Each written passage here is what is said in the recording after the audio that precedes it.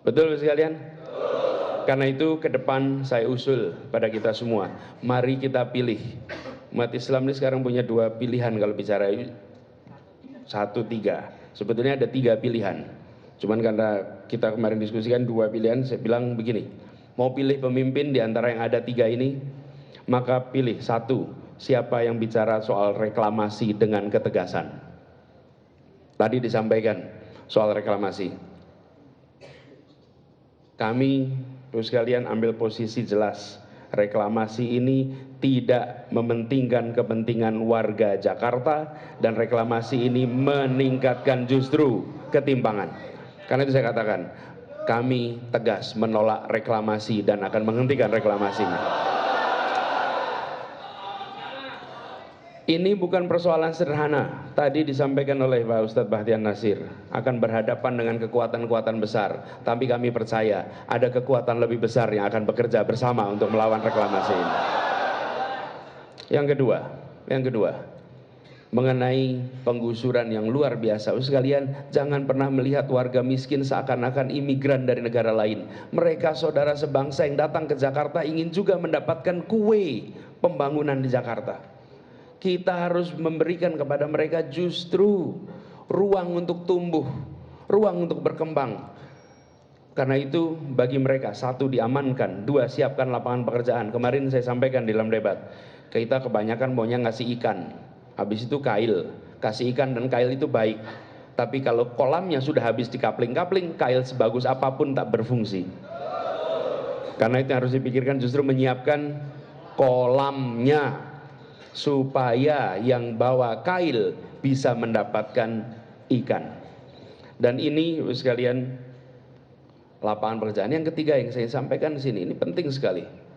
Pendidikan. Kita di Al-Azhar. Al-Azhar ini adalah yayasan pesantren Islam.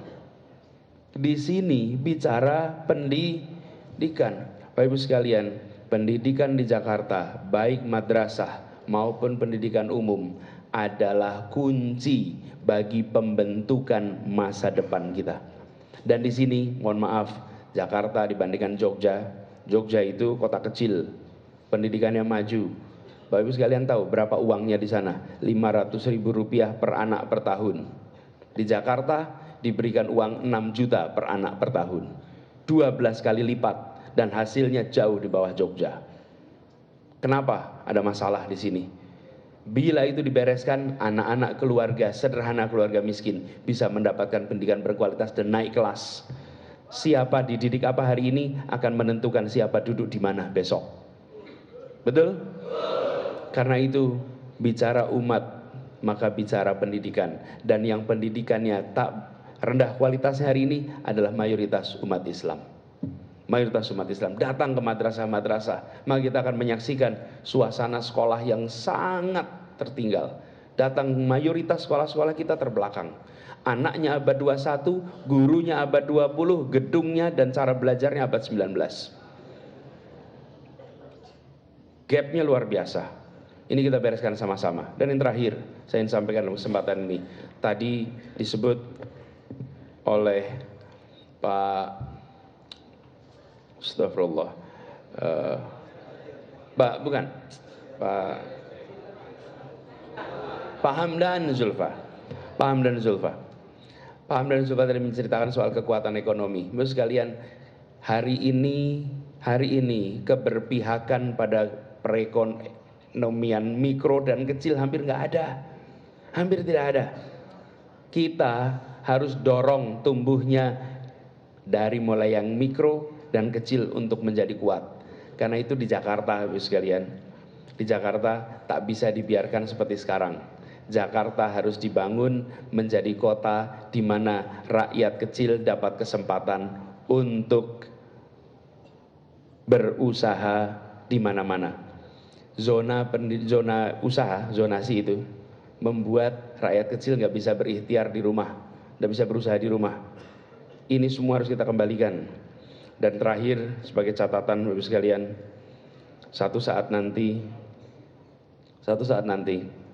mungkin 10 tahun, 15 tahun yang akan datang, Indonesia wajahnya sudah berubah. umat Islam Indonesia juga wajahnya sudah berubah. Dan dalam perjuangan itu Bapak semua, dalam perjuangan itu 2016 dan 2017 adalah salah satu tahun bersejarah dalam perjalanan Indonesia dan Jakarta. Betul sekalian? Dan Bapak Ibu semua yang hadir di tempat ini, satu saat akan bisa bercerita pada anak-anak Bapak Ibu semua. Ayah, Ibu, saat Jakarta 2016-2017 harus mengambil keputusan, saat Jakarta dalam suasana gonjang-ganjing, Bapak Ibu di mana? Dan Bapak Ibu semua bisa menceritakan, saya hadir di setiap pergerakan untuk mengembalikan keadilan di Jakarta ini. Itu makna kehadiran kita hari ini. Dan itu bagian dari peran kita untuk mengembalikan keadilan di Jakarta. Insya Allah Bapak Ibu semuanya, kami semua ingin Jakarta bukan sekedar tempat di mana simbol Islam hadir, tapi keadilan harus hadir di Jakarta.